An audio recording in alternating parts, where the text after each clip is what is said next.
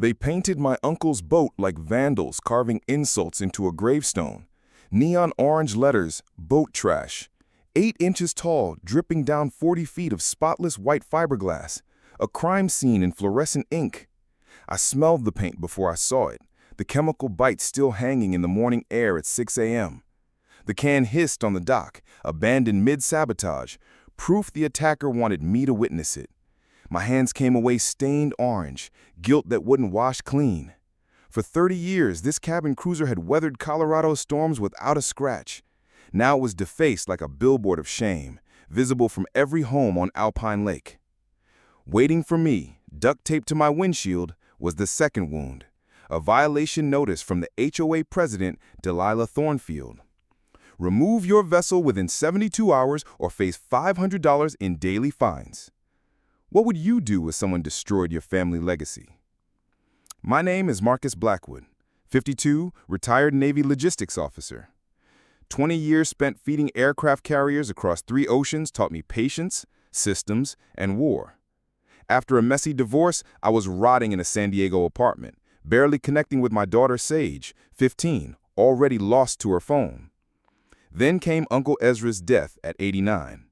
He left me his cottage in the Rockies, one of the only men in my family who had ever cared about me. His place wasn't just a house. It was proof that someone could live debt-free, self-reliant, and proud. A hand-carved dock, thick log walls, fireplace of riverstone. Ezra had outlasted 40 winters in that cabin. The lake itself was a miracle, 300 acres of glass-clear water cupped between pine ridges, trout darting 30 feet down. To inherit that after years of rent slavery felt like winning the lottery. But the dream came wrapped in fine print. Lakeside Estates HOA. 47 houses, manicured lawns, luxury SUVs worth more than houses back in San Diego. And at the head of it all, Delilah Thornfield. Delilah was HOA president for life, a retired HR executioner who had traded corporate power for suburban tyranny. She ruled from a glass and steel fortress across the water, her BMW polished like a weapon. Clipboard in hand, country club uniform pressed to perfection, she was less a neighbor and more an occupying force. Within 2 weeks, she was on my dock at sunrise, heels clicking like gunfire, perfume cutting through the clean mountain air. "Your boat creates unsightly ripples," she announced, holding her clipboard like divorce papers. I looked at Ezra's 1985 Bayliner cruiser, well kept but aged. It's registered, insured, and legal. I'm within my rights. Her smile nearly split the planks. We'll see about that. From then on, it was war disguised as community standards. Violation notices, threatening letters, even an anonymous county complaint about operating an unlicensed commercial vessel. All lies.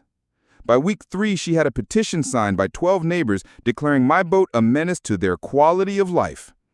Then came the orange paint, the sabotage, and I realized this wasn't about aesthetics. It was about power. I knew better than to panic. The Navy had taught me that winning a war meant intelligence first. Step 1, courthouse archives. 6 hours digging through HOA covenants in a basement that smelled like mold and bureaucracy.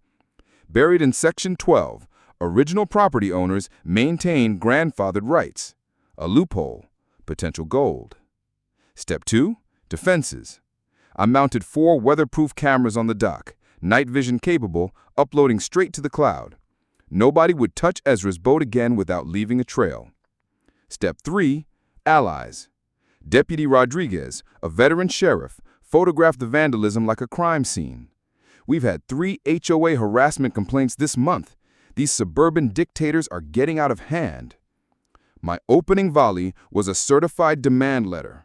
$3,500 for damages, immediate end to harassment, formal apology. I hand-delivered it so Delilah couldn't feign ignorance. Her counterstrike was predictable. An emergency HOA meeting. The agenda?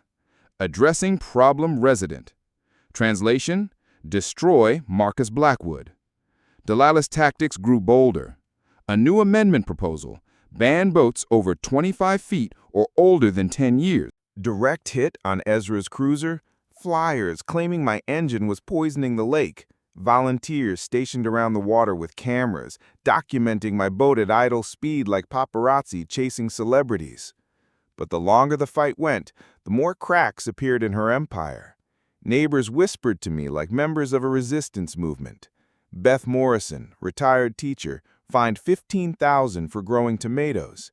Jim Santos, Vietnam vet, fined $2,000 for painting his mailbox the wrong shade of green. The Stewarts, harassed for playground equipment. Patterns emerged. Delilah destroyed anyone who resisted her authority. I was only the latest. Then, in Ezra's basement, I found a cardboard box labeled Property Papers.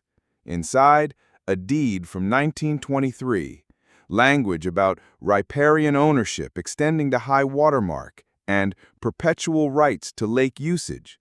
Something Ezra had never realized. My family's claim to this lake went far deeper than a cottage and dock. Delilah's desperation turned criminal. One night, my boat broke free and drifted onto rocks, gouges carved into its hull. My cameras caught it all. A figure in dark clothes cutting dock lines, Delilah's white BMW idling at the shore. That was the turning point. I upgraded defenses, floodlights, backup batteries, encrypted cloud storage. Every violation, every conversation, every lie went on record. Colorado's one-party consent law made my phone a weapon. Meanwhile, my lawyer, Sarah Chen, a bulldog with a taste for dismantling HOAs, reviewed Ezra's papers. She laughed out loud. "Marcus, this isn't just a strong case, this is thermonuclear." She explained navigational servitude, federal rights over waterway usage that no HOA could override. Then she found the clause I'd hoped for. Alpine Lake was man-made, dammed in 1918 by my great-great-grandfather, Silas Blackwood. His deed explicitly retained ownership of the lake and water rights. Passed down, forgotten, but never surrendered. Which meant one thing. I didn't just own a cottage. I owned the entire lake.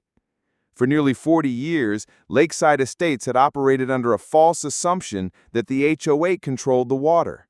They'd collected $847,000 in fees for lake maintenance they had no authority over. Every dock, every gazebo, every swimming platform was technically trespassing on my private property.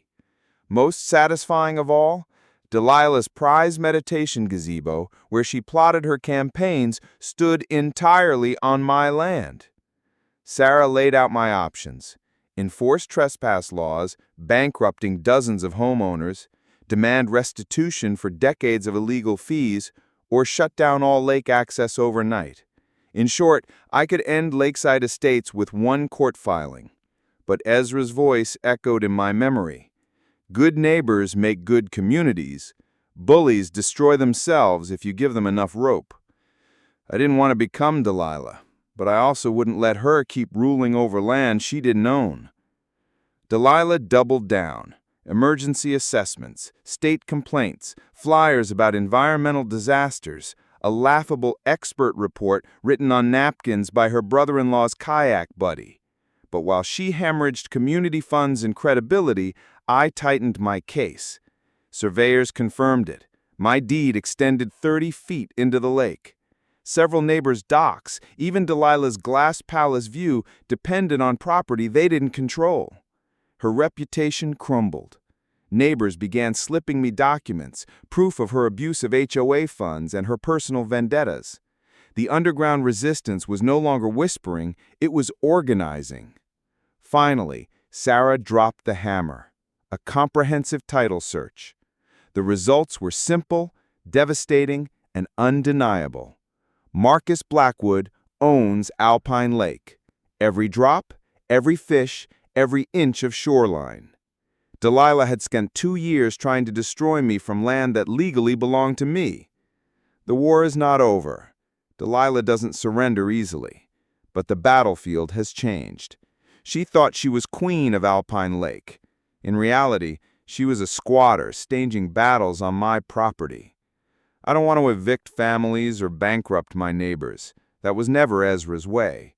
But I will strip Delilah of her power, expose her theft, and restore peace to a lake that has belonged to my family for over a century. She wanted to make me an example. She did, just not the way she planned.